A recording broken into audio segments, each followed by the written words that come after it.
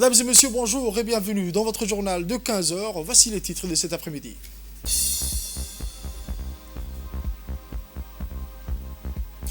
Au Nouvel National, Djibouti a abrité la 16e retraite du Conseil de paix et de sécurité de l'Union africaine. Au Nouvel Mondial à présent, à Gaza, les écoles détruites et l'aide humanitaire menacée. Les détails dans ce journal de cet après-midi. Le journal au complet à présent, mesdames et messieurs. Nous entamons ce journal avec le président de la République, son Excellence El Hadj Ismaïl Omar Guelleh, qui a quitté ce mardi le pays à destination de la France, où il effectuera une visite privée de quelques jours. Ce déplacement en France intervient au titre de séjours personnels que le chef de l'État s'accorde rarement à l'étranger. Sous le haut patronage du Premier ministre, M. Abdelkader Kamel Mohamed, le Palais du Peuple a abrité hier la cérémonie de la Journée nationale et africaine de la jeunesse sous le thème Entreprendre et innover en économie mauve. Initiée sous l'impulsion du président de la République, cette Journée nationale et africaine de la jeunesse est commémorée chaque année à Djibouti depuis 2014. Son organisation s'opère sous la forme d'un événement festif qui est toujours adjoint d'une thématique phare en lien avec les préoccupations majeures de la jeunesse. Cette cérémonie riche en couleurs a sollicité la présence de plusieurs membres du gouvernement, des parlementaires, représentants du corps diplomatique installé à Djibouti, 3 importantes délégations venues de la Somalie, notamment la région de Khenfur Galbet, la région Afar de l'Éthiopie et une délégation des jeunes du Soudan venus honorer leur présence de cette célébration de cette journée. Comme à l'accoutumée, la célébration de cette journée s'est clôturée par des distinctions et à des personnalités djiboutiennes qui se sont particulièrement illustrées et qui ont fait leur preuve dans la promotion des activités propres à la jeunesse. L'événement a été aussi l'occasion de remettre le grand prix du chef de l'État intitulé Initiative Jeunesse à des représentants d'associations djiboutiennes et des particuliers qui se sont démarqués avec leur savoir-faire en matière d'innovation en économie mauve.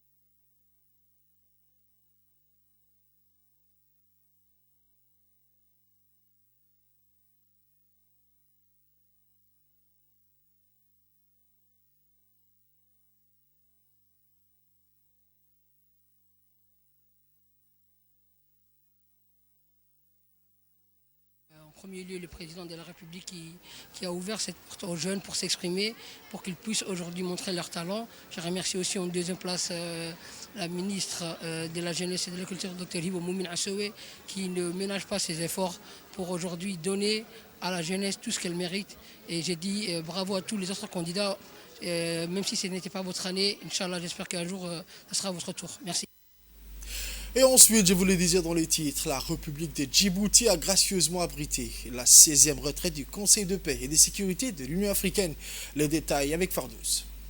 La 16e retraite du Conseil de paix et de sécurité de l'Union africaine qui se tient à Djibouti à Aïla Grand Hôtel sous le haut patronage de son Excellence le ministre des Affaires étrangères de la coopération internationale Mahmoud Al-Youssouf et le président du CPS de ce mois de novembre. Cette 16e retraite du CPS coïncide avec le 20e anniversaire du Conseil de paix et de sécurité de l'Union africaine célébré le mois de mars dernier à Addis Abeba. Il est rappelé que la République de Djibouti vient d'achever avec tous les honneurs son 3e mandat d'affilée à la présidence du Conseil de paix et de sécurité de l'Union africaine. Cette 16e retraite du Conseil de paix et de sécurité de l'Union africaine a pour vocation sur les perspectives continentales en matière d'alerte précoce et de sécurité. Lors de cette cérémonie inaugurale, plusieurs discours ont été annoncés. Parmi les intervenants, le président du Conseil de paix et de sécurité de l'Union africaine pour ce mois de novembre.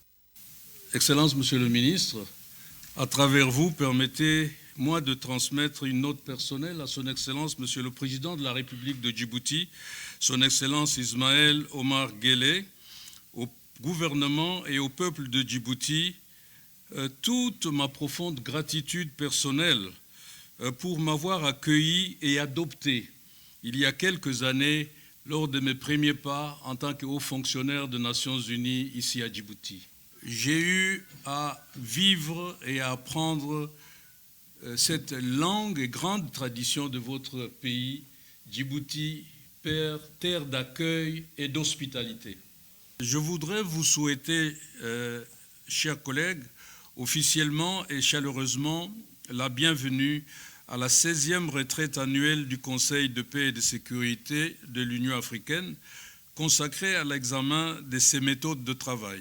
Avant tout propos, permettez-moi, au nom du Conseil de paix et de sécurité de l'Union africaine et à mon nom personnel, en ma qualité de président du mois de novembre de notre organe, d'exprimer toute notre sincère gratitude au gouvernement et au grand peuple de la République sœur de Djibouti, tout d'abord pour avoir accepté d'accueillir gracieusement cette retraite annuelle du Conseil de paix et sécurité.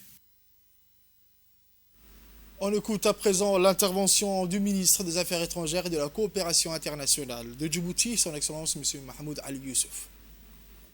D'emblée, j'aimerais adresser nos félicitations à la République démocratique du Congo et à notre ami, l'ambassadeur Ngandou, d'avoir pris l'initiative de cette retraite du CPS, une retraite annuelle, lors de la présidence de la RDC en ce mois de novembre.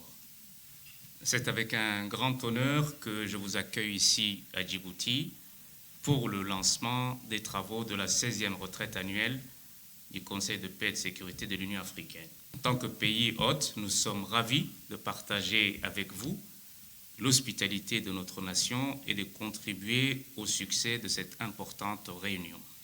En effet, la réévaluation des méthodes de travail de ce prestigieux organe décisionnel permanent vient à point nommé.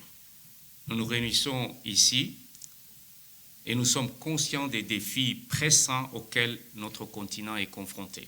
La paix et la sécurité en Afrique demeurent des objectifs cruciaux, mais aussi parfois délicats à atteindre. Les situations d'instabilité, les changements anticonstitutionnels, les conflits armés, le terrorisme et les crises humanitaires requièrent de notre part une réflexion profonde et un engagement renouvelé. Voici ensuite la réaction de l'ambassadeur de la République de Djibouti auprès de la République fédérale de l'Éthiopie. Notre pays est à l'honneur aujourd'hui en accueillant la 16e retraite du Conseil de paix et de sécurité de l'Union africaine, autrement dit le CPS de l'UA sur ses méthodes de travail. D'autant plus que cette année, ce Conseil fête son 20e anniversaire, comme vous pouvez le voir sur la pancarte, depuis sa séance inaugurale en mars 2004. Le Conseil de paix et de sécurité de l'Union africaine est le principal organe décisionnel permanent de l'organisation continentale en charge de la prévention, de la gestion et du règlement des conflits. C'est un dispositif de sécurité collective et d'alerte rapide destiné à faciliter les réponses rapides face aux situations de crise ou de conflit en Afrique. Les retraites du Conseil, comme celle qui débute aujourd'hui ici chez nous, aident ou contribuent à améliorer énormément ces méthodes de travail et la capacité institutionnelle de l'organe pour s'acquitter convenablement de son mandat. Mais, comme vous le savez, l'évolution du paysage continental de la paix et de la sécurité, ainsi que le système multilatéral contemporain qu'on voit aujourd'hui, l'oblige en vue d'être en adéquation ou en phase avec ses objectifs. Notre pays, la République de Djibouti, va terminer l'année prochaine, Inch'Allah, son 3e mandat consécutif au sein de cet important organe qui est le CPS de l'UA, à savoir 7 années d'affilée. C'est pour vous dire la confiance accordée à notre pays par les États membres de l'Union africaine, et cela est grâce à la politique de paix et de dialogue de notre président de la République, son Excellence M. Ismaël Omar Guelleh, sachant que notre pays est un îlot de paix dans une région tourmentée. Merci. Il est l'heure de l'appel à la prière du Salat al-Asr. On se retrouve dans un instant pour la suite. Pour la suite de l'actualité, le directeur général de l'ANPH, l'Agence nationale pour les personnes handicapées, M. Doual Saïd Mahamoud, a remis hier lundi 4 novembre 2024 un don important de matériel composé de machines à écrire en braille et de kits scolaires au centre pour les enfants à besoins spéciaux, en présence de son Excellence M. Mustafa Mohamed Mahamoud, ministre de l'Éducation nationale et de la formation professionnelle. Ce geste généreux s'inscrit dans la volonté de l'ANPH de soutenir l'éducation des enfants en situation de handicap et répondra aux besoins pédagogiques spécifiques des élèves et leur permettra d'apprendre dans des conditions optimale. Lors de son intervention, M. Doual Saïd Mahamoud a souligné l'importance de cette dotation et je cite, « Ce don est une preuve de notre engagement envers l'éducation inclusive. Nous souhaitons offrir à chaque enfant l'opportunité de développer ses capacités de progresser malgré les obstacles car l'inclusion est au cœur de notre mission. » Le ministre de l'Éducation nationale et de la formation professionnelle a pour sa part profité de cette occasion pour offrir des uniformes scolaires à tous les élèves du centre, témoignant de l'appui constant du ministère en faveur de l'inclusion scolaire des enfants en situation de handicap.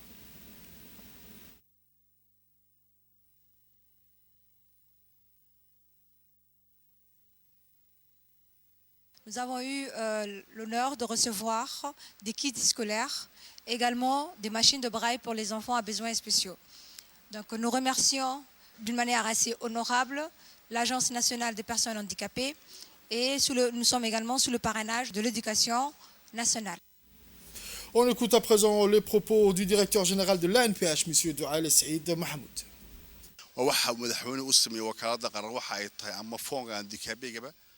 Le directeur général de l'ANPH, M. Doual Saïd Mahamoud, a exprimé ses chaleureux remerciements au ministre de l'Éducation nationale et de la formation professionnelle à l'occasion pour lui de souligner l'intérêt de ces matériels pour les enfants souffrant d'handicap.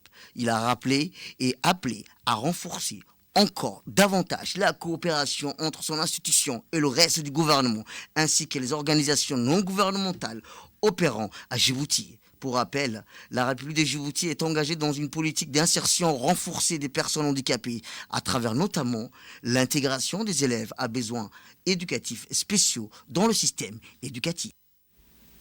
L'hôtel Première de Djibouti a accueilli un atelier national pour valider l'avant-projet de loi sur la protection des végétaux, une initiative cruciale pour la sécurité phytosanitaire et le développement durable du pays. Organisé sous l'égide de son Excellence Mohamed Ahmed Awal, ministre de l'Agriculture, cet événement a rassemblé des représentants des différents ministères ainsi que des experts nationaux et internationaux spécialisés dans les questions agricoles. Cet atelier s'inscrit dans le cadre du projet financé par l'Union européenne qui soutient la mise à jour des systèmes de contrôle alimentaire en Afrique orientale et australe. Djibouti, sélectionné pour cette initiative, vise à renforcer la gouvernance en matière de contrôle phytosanitaire en adaptant ses réglementations aux standards internationaux. À cet effet, un rapport détaillant les enjeux institutionnels et techniques de la protection phytosanitaire a été élaboré en collaboration avec la FAO et le secrétariat de la Convention internationale pour la protection des végétaux. L'objectif principal de cet atelier était de valider l'avant-projet de loi et son texte d'application prioritaire. La participation active des experts et des représentants du secteur agricole, économique et environnemental est jugée indispensable pour s'assurer que cette législation réponde aux réalités et aux besoins spécifiques de Djibouti. Ce processus de validation marque un pas significatif vers une adoption formelle de la loi.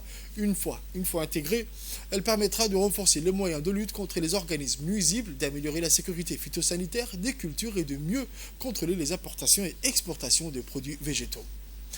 On écoute à présent M.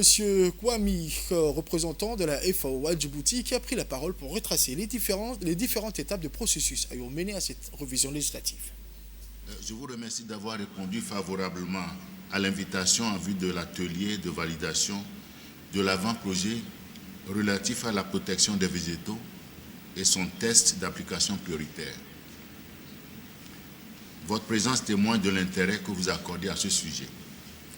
Dans le cadre du présent projet, qui est en fait financé par l'Union européenne, le ministère de l'Agriculture, de l'eau, de la pêche, de l'élevage et des ressources halieutiques a sollicité l'appui du secrétariat de la Convention internationale pour la protection des végétaux, CIPV, pour actualiser le système phytosanitaire national.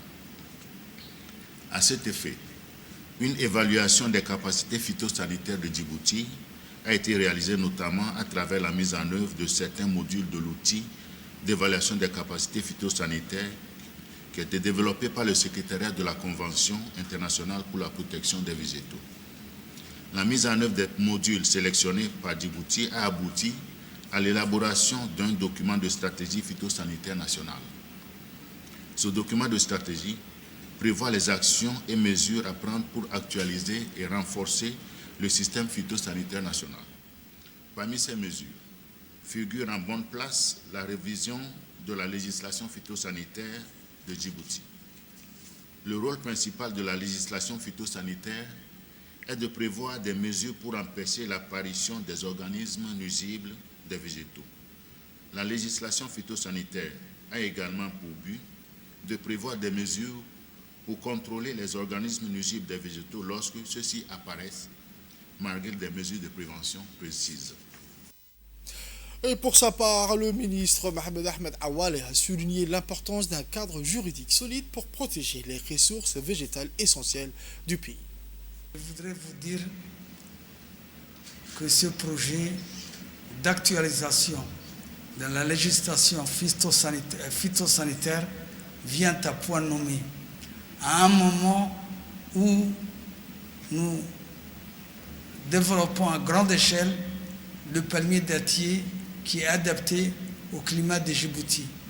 Il a la tête au soleil, il faut du soleil, on en a, et les pieds dans l'eau. Nous allons produire à très grande échelle des palmiers dattiers par culture in vitro au niveau de toute la République de Djibouti. Mais il existe également au niveau de cultures maraîchères des maladies nouvelles qui apparaissent et dont nous subissons les conséquences. C'est normal parce que nous faisons partie de cette planète, nous assistons à un flux, à une circulation des marchandises, circulation même des informations et pourquoi pas circulation de tous les insectes, parasites, ravageurs nuisibles. Tout à l'heure, j'entendais le criquet pèlerin. Le criquet pèlerin n'est pas le seul ravageur au niveau transfrontalier. Il existe également maintenant la mouche tsetse, il existe également l'armée-worm, la chenille légionnaire, mais il existe d'autres produits, le charosson rouge d'Angers. Ensuite, l'Union nationale des femmes djiboutiennes a organisé aujourd'hui une formation des femmes de Mères Cancer sur la nutrition et les techniques de la facilitation en collaboration avec le PAM. L'Union nationale des femmes djiboutiennes a organisé aujourd'hui une formation des femmes, des mères conseillères sur la nutrition et les techniques de facilitation en collaboration avec le PAM. L'événement a été marqué par la présence de la secrétaire générale de l'UNFD et du représentant du PAM. Dans son discours d'ouverture, la secrétaire générale de l'UNFD a souligné l'importance de cette initiative qui s'inscrit dans un cadre plus large de promouvoir la santé et le bien-être des familles djiboutiennes. Elle a mis en avant l'engagement de l'UNFD à accompagner les femmes dans leur rôle de pilier de la société société, particulièrement en matière de nutrition familiale. Les participantes ont suivi des sessions pratiques et théoriques sur la base de la nutrition et les techniques de facilitation leur permettant de devenir des porteuses des messages essentiels dans leur milieu. Comme cela se dit souvent, quand vous éduquez une femme, vous éduquez toute une famille. Parce que c'est les femmes qui font tout, c'est elles qui cuisinent, c'est elles qui prennent soin des enfants. Et donc, quand une femme a des connaissances, ces connaissances peuvent bénéficier à toute la famille, y compris l'homme. Donc, cette collaboration qui permet de soutenir les mères conseillères, mais aussi les femmes en général à Djibouti, pour la sensibilisation sur la malnutrition, les bonnes pratiques alimentaires, le dépistage des enfants qui souffrent de la malnutrition et le référencement vers les centres de santé. Ceci est d'autant plus important que l'avenir des enfants dépend de leur bonne santé nutritionnelle dès le bas âge. Et donc, à ce début de formation, le PAM, par ma voix, tient à vous féliciter pour le bon travail que vous êtes en train de faire dans vos communautés et aussi à réaffirmer auprès de Madame la Secrétaire Générale notre engagement à travailler avec vous, à collaborer avec vous, à vous appuyer dans cette initiative combien noble. On écoute à présent un extrait de l'intervention de la secrétaire générale de l'UNFT. Nous avons eu une formation qui a été dispensée pour les mères conseillères et les facilitatrices. Et ces mères conseillères, dans une durée de 4 jours, ce n'était pas une formation, c'était un renforcement des capacités, puisque plusieurs d'autres formations ont été faites dans les années précédentes. Et ce n'était que juste une formation, c'était un renforcement des capacités à ces mères conseillères qui sont très actives dans le terrain, monsieur le représentant, qui ont acquis beaucoup de connaissances sur l'équilibre de la nutrition pour pouvoir transmettre à leur tour, à leur communauté respective et surtout transmettre ces savoirs à la mère et à l'enfant pour lutter contre la malnutrition de l'enfant et de la mère enceinte et la mère allaitante. Ça, c'est très important. Nous avons des mères conseillères qui sont les premières mères conseillères ont fini leur formation les 2 premiers jours et nous entamons aujourd'hui une deuxième vague avec la commune de Balbala qui comprend en tout 100 mères conseillères et 18 facilitatrices sur l'ensemble de la capitale. Autre actualité de ce journal, le 1er novembre 2024, le Diwali, le nouvel an indien, a été célébré ce vendredi avec éclat au Ayla Grand Hôtel. Le reportage avec May. Ce 1er novembre 2024, le Nouvel An indien a été célébré ce vendredi avec éclat au Ayla Grand Hôtel. Cette cérémonie a réuni de nombreuses personnalités de la communauté indienne ainsi que l'ambassadeur qui ont partagé un moment convivial et festif autour de traditions et des valeurs de cette fête emblématique. Le Diwali, également connu sous le nom du Festival de Lumière, symbolise la victoire de la lumière sur le ténèbre et du bien sur le mal. Les participants ont pu profiter des spectacles culturels et des danses traditionnelles et d'une délicieuse cuisine indienne, créant ainsi une ambiance chaleureuse et festive. C'est un honneur de célébrer le Diwali ici dans un cadre si magnifique. Cette fête nous rappelle l'importance de la communauté et de l'unité, a déclaré l'ambassadeur de l'Inde qui a pris la parole lors de l'événement. Cette cérémonie a permis de renforcer les liens au sein de la communauté indienne tout en favorisant une meilleure compréhension interculturelle. Les invités ont été émerveillés par les décorations lumineuses qui ont illuminé l'hôtel Ayla. Chaque année, entre la fin octobre et la mi-novembre, les Indiens du monde entier célèbrent le Diwali, la fête de la lumière. Des bougies sont allumées à l'intérieur comme à l'extérieur des maisons. Des feux d'artifice illuminent le ciel. Pendant 5 jours, on écoute de la musique, on s'offre des cadeaux et on savoure de plats traditionnels dans une atmosphère festive. Diwali est un véritable plaisir pour les yeux et une occasion unique de découvrir la culture indienne. Basically, Diwali is a festival of lights, brotherhood,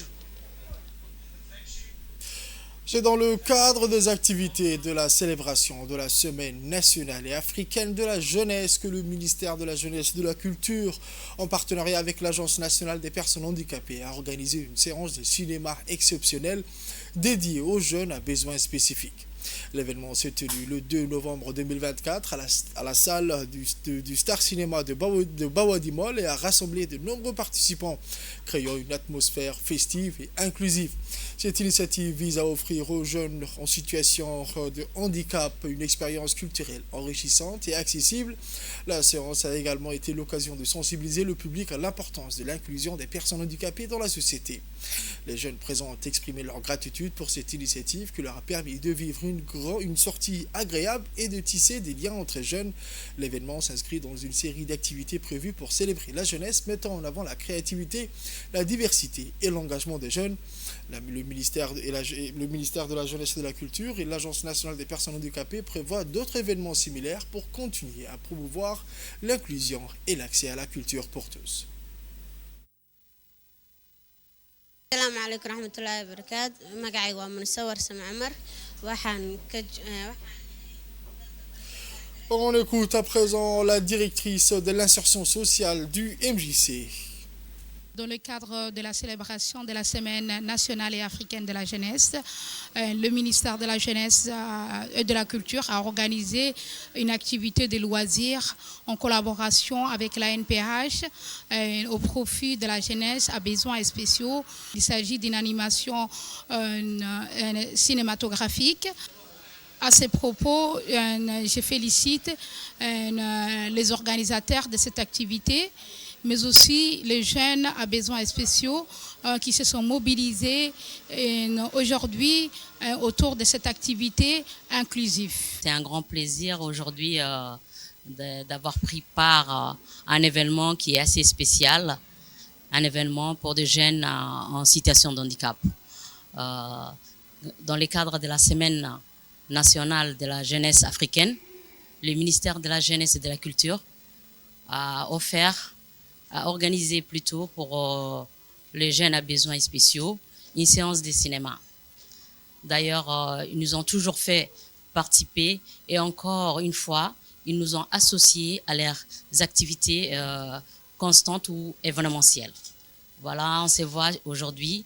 On est parmi les jeunes en situation de handicap qui sont très fiers, et cela vise à offrir non seulement une expérience culturelle et enrichissante, mais également cela laisse à promouvoir l'inclusion sociale et un sentiment fort des communautaires. Donc c'est un monde inclusif, c'est ce que souhaite l'Agence nationale.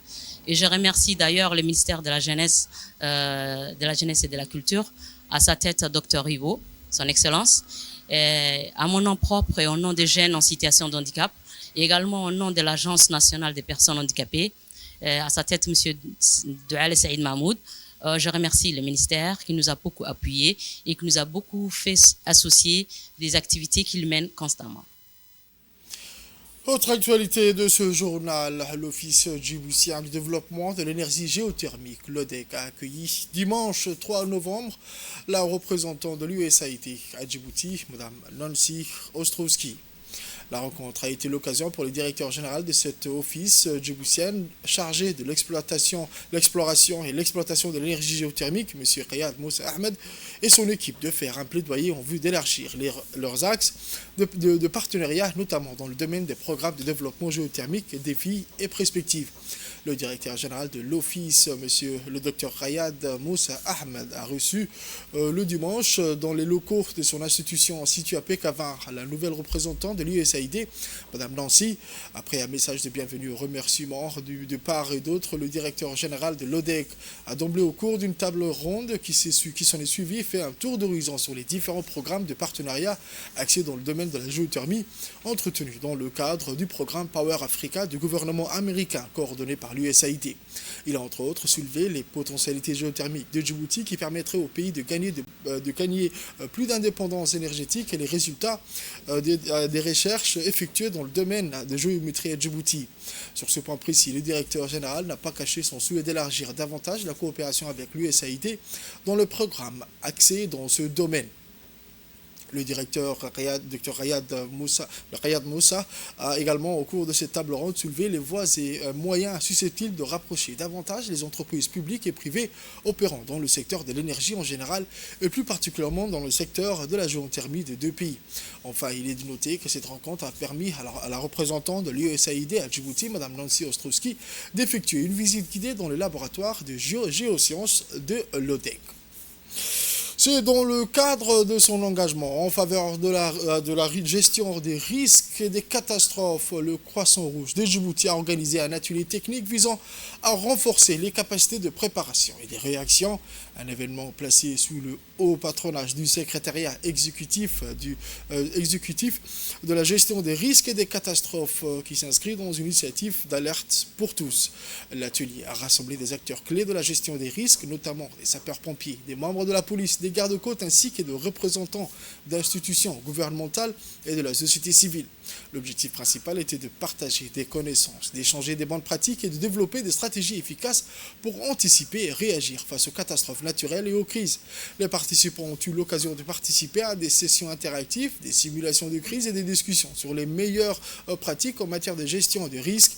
La préparation est essentielle pour minimiser un impact des catastrophes sur les communautés, a indiqué le directeur Mohamed Madar. Des cyclones. La fréquence et l'intensité croissante des événements climatiques extrêmes observés ces dernières années illustrent les effets de plus en plus marqués du changement climatique. Et pourtant, un tiers de la population mondiale, en particulier dans les pays les moins avancés, n'a toujours pas accès à ces systèmes d'alerte. Notre expérience collective a prouvé que la prévention, la préparation, mais aussi la mise en place d'un système d'alerte précoce peuvent réduire considérablement les impacts des catastrophes naturelles. On écoute à présent la secrétaire exécutive du Croissant Rouge à Djibouti. L'organisation de ces événements découle de l'atelier de lancement de l'initiative des alertes précoces du mai dernier qui était sous l'égide du secrétariat exécutif de gestion des risques et des catastrophes, dont on remercie aujourd'hui aussi chaleureusement pour l'organisation et de leur contribution à cet atelier organisé par le Croissant Rouge de Djibouti. Comme vous savez tous, nous vivons dans une région où les effets du changement climatique se font ressentir d'une manière particulièrement intense. Nos communautés font face à des risques naturels accrus tels que les inondations, les sécheresses récurrentes, les cyclones et les mouvements sismiques deviennent de plus en plus fréquents et dévastateurs. Ces catastrophes naturelles affectent non seulement les infrastructures, mais aussi des vies humaines et des moyens de subsistance. Mesdames et messieurs, les progrès réalisés dans les domaines des systèmes d'alerte précoce et de la préparation ont permis de sauver des dizaines de milliers de vies et économiser des centaines de milliards de dollars.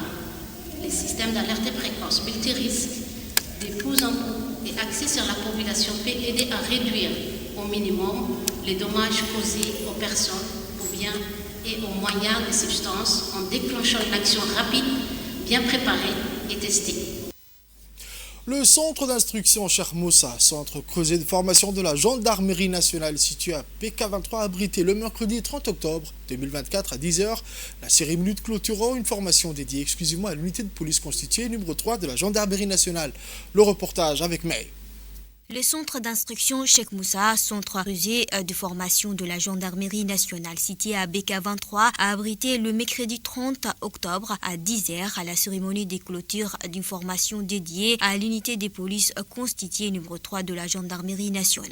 Cette cérémonie, présidée par le chef d'état-major de la gendarmerie nationale, le colonel Zakaria Hassan Aden, a vu la participation du colonel Raphaël, attaché de sécurité intérieure près de l'ambassade de France à Djibouti, du lieutenant-colonel général Thierry, conseiller technique du SEMCA et de plusieurs officiers supérieurs de la gendarmerie djiboutienne. La cérémonie a débuté par des démonstrations relatives au savoir-faire acquis, exécuté avec brio et professionnalisme par le personnel qui s'y prépare dans le cadre de la relève et à être déployé aux missions de maintien de la paix en République centrafricaine. En effet, conduite depuis le 3 octobre 2024 par des experts français en mission d'expertise à Djibouti, la formation a essentiellement porté sur la gestion démocratique des foules ainsi que les diverses techniques opérationnelles mises en œuvre dans des contextes parfois dégradés sur l'ensemble des missions d'une unité déployée en opération de maintien de la paix. La formation a permis de faire acquérir au personnel de FPU-3 le base et les connaissances aux missions qui leur seront quotidiennement assignées ou relevant de leur spectre d'intervention. À l'issue de l'exercice de synthèse, le chef d'état-major de la gendarmerie a remercié les 2 instructeurs français pour la formation de qualité qu'ils ont dispensée avant de leur remettre à chacun un témoignage de satisfaction. De leur côté, les instructeurs français ont félicité le stagiaire pour leur sérieux et l'assiduité dont ils ont fait preuve tout au long du stage et remis les certificats à l'ensemble des personnels de la FPU-3.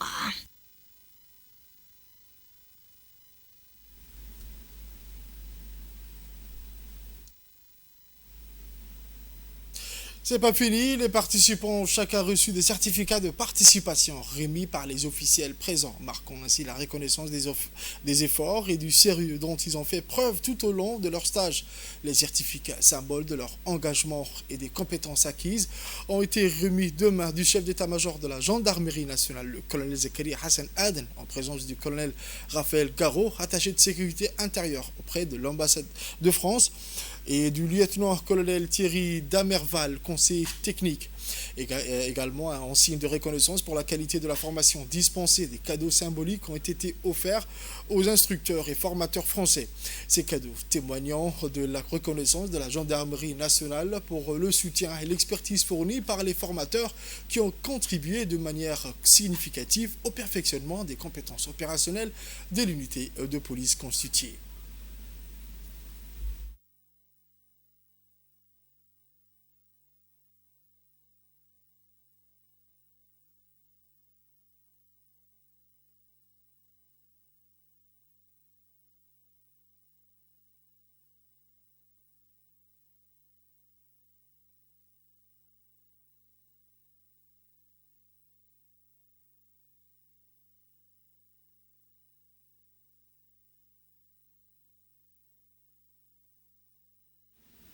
Au Nouvel Mondial à présent, je vous le disais dans les titres, à Gaza, les écoles détruites et l'aide humanitaire menacée. Le reportage avec Fardous. À Gaza, la guerre continue de peser lourdement sur la population civile, aggravant jour après jour une crise humanitaire et éducative sans précédent. Plus d'1 an après le début des hostilités, la situation des enfants et des étudiants est alarmante. Près de 90 000 étudiants et 600 000 enfants se voient privés des cours, les infrastructures éducatives ayant été massivement détruites par les bombardements incessants. La désolation règne dans ce territoire enclavé où les écoles autrefois pleines de vie ne sont plus que ruines et poussière. L'ampleur des déplacements forcés est vertigineuse. Près d'1 million de personnes ont quitté le nord de Gaza, répondant à l'ordre d'évacuation massive imposé par Israël. Cependant, environ 400 000 habitants y demeurent malgré le siège implacable et la destruction méthodique des infrastructures. Au milieu des décombres, la lutte pour la survie devient chaque jour plus âpre, d'autant plus que l'accès à l'aide humanitaire est restreint. Face aux appels pressants de la communauté internationale, Israël maintient ses opérations militaires et, plus inquiétant encore, continue de limiter les convois d'assistance. Les hôpitaux, dernier refuge d'un espoir vacillant, sont régulièrement ciblés par des raids. Dans ce contexte tendu, l'adoption d'une nouvelle législation israélienne pourrait entraver encore davantage le travail d'UNRWA, principale agence d'aide des Nations Unies à Gaza. C'est la fin de ce journal de 15h, mesdames et messieurs. Merci à vous de l'avoir suivi et restez avec nous pour la suite du programme sur Télé Djibouti.